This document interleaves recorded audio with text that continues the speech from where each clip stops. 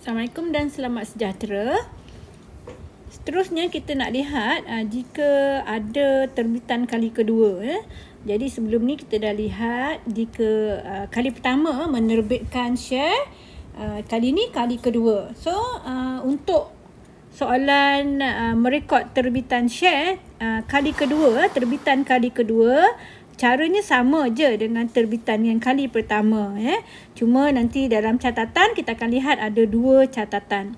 Okey, so menyambung kepada contoh sebelum ni. Kali ni pada 3 Ogos. 3 Ogos. Okey, syarikat telah menerbitkan share keutamaan, menambah lagi share keutamaan 1 juta unit pada harga RM1 seunit. Dan share biasa 4 juta unit pada harga 50 sen.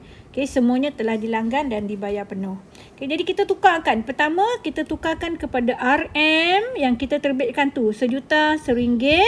Jadi RM1 4 juta 50 sen jadi RM2 juta.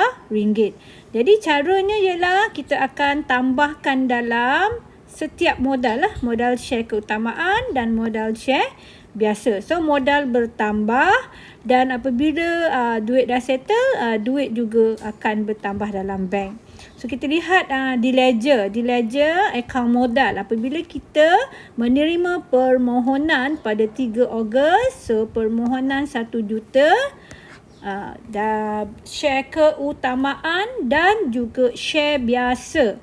Okay, yang 3 Ogos. Okay, 3 Ogos. So, share biasa terbitan kali kedua. So, ini adalah yang kali kedua. So, yang tadi ni, yang Mei 2 ni adalah kali yang pertama. Okay, yang Mei 2 ialah kali yang pertama. Itu dah settle lah pada kelas sebelum ni. Jadi seterusnya kita lihat apabila duit telah dibayar. Okay, duit dah dibayar pada Ogos ni, kita cerita pasal Ogos.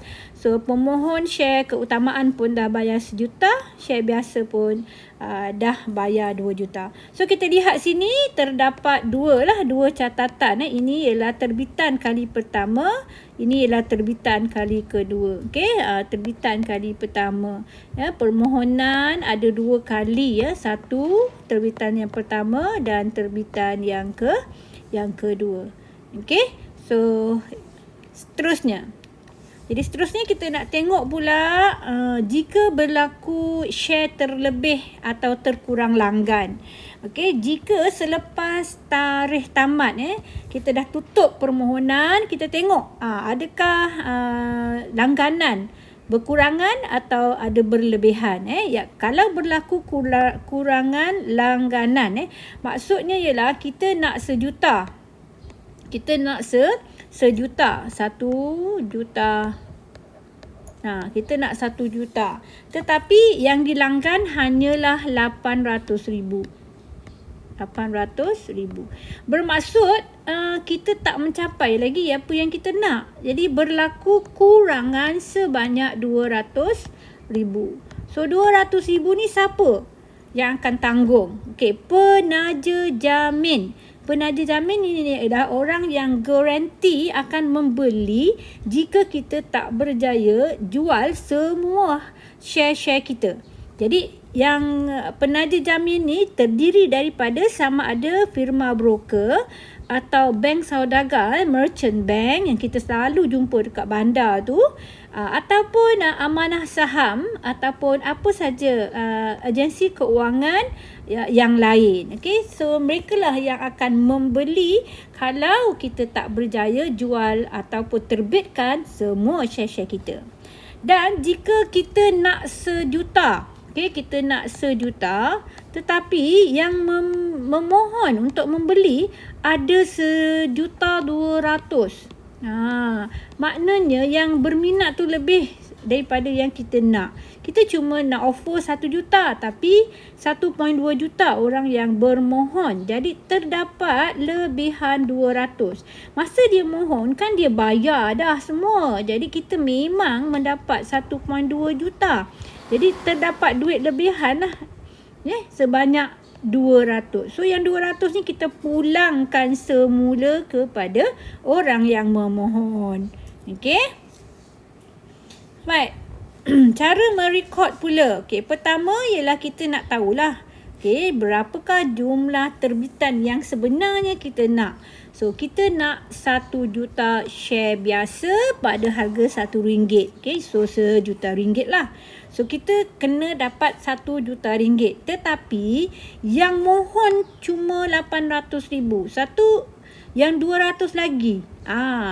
Tetap akan dibeli, tetapi dibeli oleh pihak penaja jaminan. So in total kita memang akan dapat semua 1 juta ringgit yang kita perlukan. Okay, sebab itu kita lihat sini dalam akaun modal share biasa tetap mendapat 1 juta. Cuma pembayarannya ada 2 lah.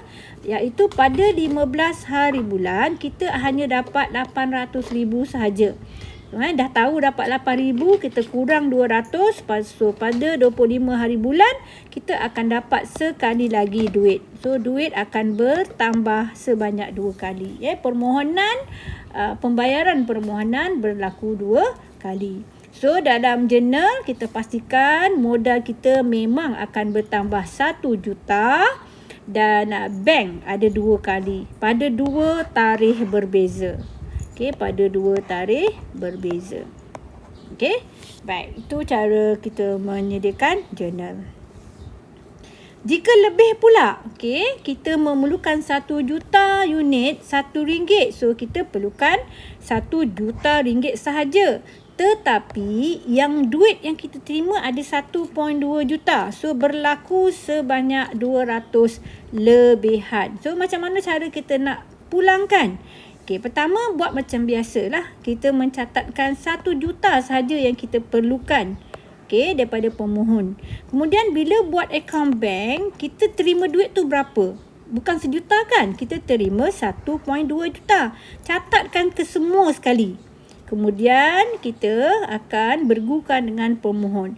Jadi kita tengok sini, pemohon kita nakkan 1 juta. Tetapi ada yang bayar 1.2 juta. Jadi kita akan keluarkan semula duit dalam bank dan pulangkan kepada siapa? Kepada orang yang mohon tu lah. Yang mohon tu. So kreditkan akaun bank dan debitkan akaun permohonan. Baik, seterusnya kita nak lihat bagaimanakah kita nak catatkan dalam penyata kedudukan keuangan. Kalau dalam penyata kedudukan keuangan perkongsian, pemilikan tunggal kita dah tengok. Dalam equity pemilik syarikat berhad pula, kita tengok kat sini. Di bawah tajuk equity pemilik. Equity pemilik, kita akan tulis modal diterbitkan dan berbayar penuh. Kita senaraikan. Jangan tinggalkan perkataan 6%. 6% itu ialah nama share keutamaan. Modal 6% share keutamaan. So, berapa unit untuk setiap share dan jumlah RM dia. Kalau dia ada banyak share keutamaan, pun kena buat secara detail. Sebab dia adalah dua pemegang share yang berbeza. Yang 6% dia dapat dividen 6%. Yang 5% dia akan dapat dividen 5%. So kita kena tunjukkan dia secara asing-asing. So dengan tu kita sendiri dah nampaklah perbezaan di antara 3 milikan perniagaan. Jika dalam syarikat kita akan tunjukkan secara jumlah dia. Jumlah dia. Kemudian jika perkongsian, kita buat setiap perkongsi. Tentulah kita tak boleh buat setiap shareholder dalam PKK syarikat. Sebab ramai sangat. Mungkin 1 juta orang, 200,000 orang kan. Tapi kalau dalam perkongsian, kita akan senaraikan setiap perkongsi, akaun modal dan akaun semasa dia. Dan kalau kita tengok dalam milikan tunggal, sebab ada seorang saja, biasanya dia hanya ada modal awal, modal tambahan, untung bersih dan ambilan sahaja. Ringkas. So itu sajalah untuk bab kali ini.